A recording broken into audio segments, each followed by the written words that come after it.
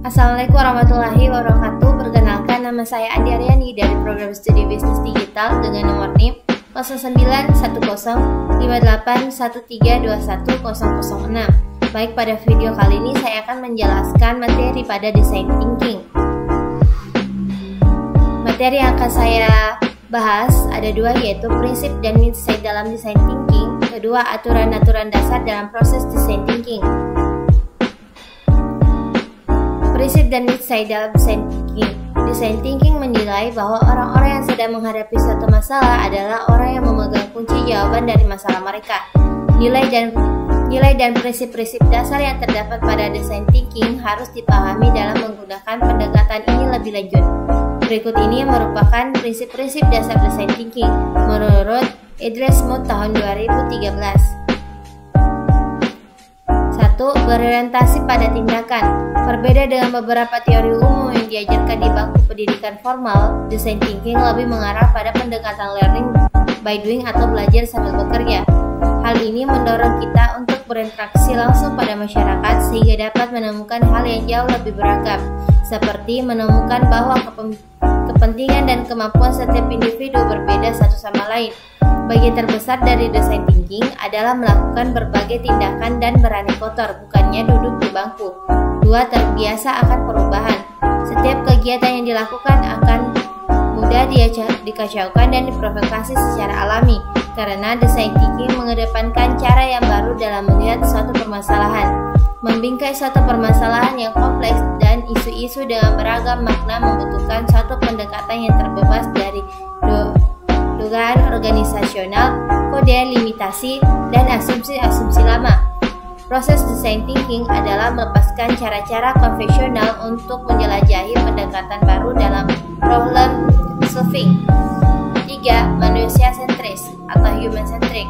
Segala hal berfokus kepada kebutuhan pelanggan atau pengguna akhir, termasuk di dalamnya kebutuhan-kebutuhan yang masih belum terutarakan, belum ditemukan, dan belum diketahui. Untuk melakukan hal ini, tim design thinking melakukan beragam kegiatan yang bersifat operasional dan teknik riset berbasis mendengarkan untuk mempelajari kebutuhan-kebutuhan langkah selanjutnya dan mencapai masing-masing orang secara sistematis. 4. Terintegrasi dengan tujuan masa depan. Tanpa adanya sebuah sikap antisipasi dan imajinasi terhadap masa yang akan datang, maka proses strategic planning sudah mati dan hanyut di bawah arus. Pandangan terhadap masa depan membuka kesempatan dan mengundang kita untuk menjelajahi ketidakpastian.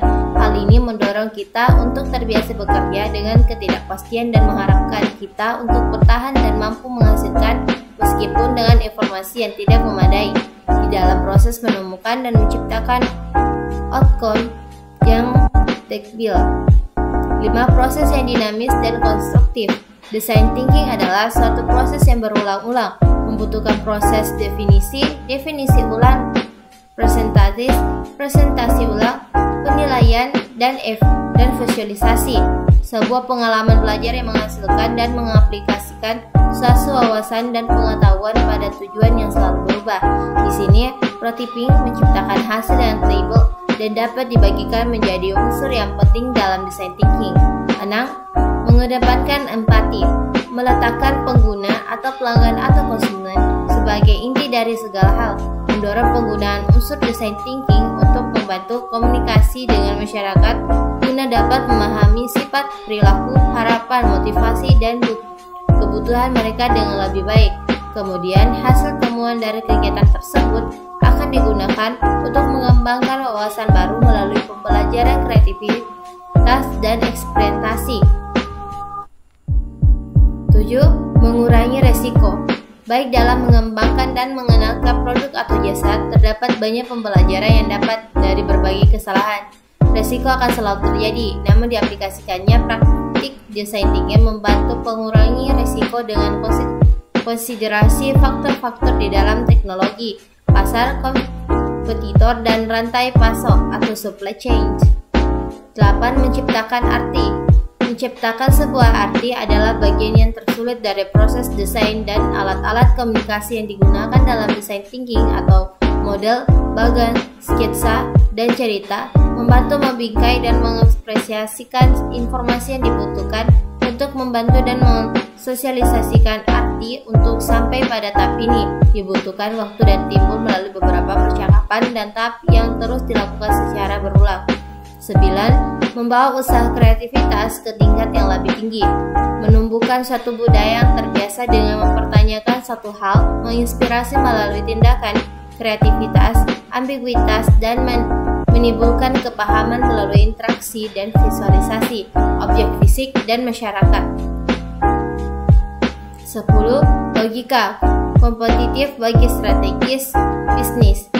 Praktik design thinking adalah salah satu yang dapat dilakukan bersama-sama secara komplementer dengan teori strategi kompetitif Michel Porter. Design thinking memperkenalkan perusahaan untuk membuat produk, pengalaman, proses, dan model bisnis lebih dari sekedar berhasil. Design thinking mampu mengubah menjadi produk yang diidamkan menjadi keunggulan kompetitif yang berkelanjutan melalui inovasi.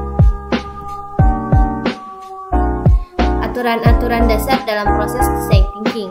Dalam design thinking terdapat aturan-aturan dasar mengenai perilaku dan mindset yang harus dimiliki oleh design thinking team yang berguna untuk menyelaraskan pemahaman antara anggota tim satu dan yang lainnya. Tujuannya untuk mempermudah kinerja. Berikut merupakan pendekatan head-on, head-on, dan hand-on yang mencakup mindset dan perilaku yang harus dimiliki design thinking team. Head-on, pendekatan dengan hati. Dengan heart yang mengenai fungsi efektif, emosi dan perasaan mengenai bagian menggunakan emosi untuk mewujudkan gagasan dan pemikiran. Beberapa kemampuan dan keterampilan yang harus dimiliki dalam pendekatan ini adalah: pertama, empathy atau empathy, adaptability atau kemampuan beradaptasi, courage atau keberanian, emotional resilience atau ketahanan emosi, open mindedness, keterbukaan pikiran. Head on, mendekatkan dengan kepala. The head adalah mengenai fungsi kognitif dan logis, memikirkan bagaimana cara untuk meyakinkan orang melalui argumen logis. Tujuannya adalah membuat rencana proyek yang logis dan menunjukkan apa yang harus dilakukan dengan rencana yang disistematis, oleh siapa, kapan, dan berapa lama waktu yang dibutuhkan. Beberapa kemampuan dan keterampilan yang harus dimiliki dalam pendekatan ini adalah: pemikir yang berbeda atau perpaduan, berpikir sistematis, kecerdasan emosi, berpikir secara visual, imajinasi. Hand-on, tangan, adalah tentang kepraktisan, tindakan, dan dampak fisik, tentang cara mengaplikasikan suatu tindakan untuk mewujudkan gagasan atau pemikiran. Tujuannya adalah untuk menciptakan bukti nyata tentang seberapa bagus, penting, dan kelayakan sebuah gagasan. Beberapa kemampuan dan keterampilan yang harus dimiliki dalam pendekatan ini adalah: membuat kesimpulan, merancang ide, membuat prototipe berulang kali, melogika suatu permasalahan, memfasilitasi, kreasi, kolaborasi. Baik, itulah materi yang sempat saya jelaskan. Saya kira dengan Wassalamualaikum warahmatullahi wabarakatuh.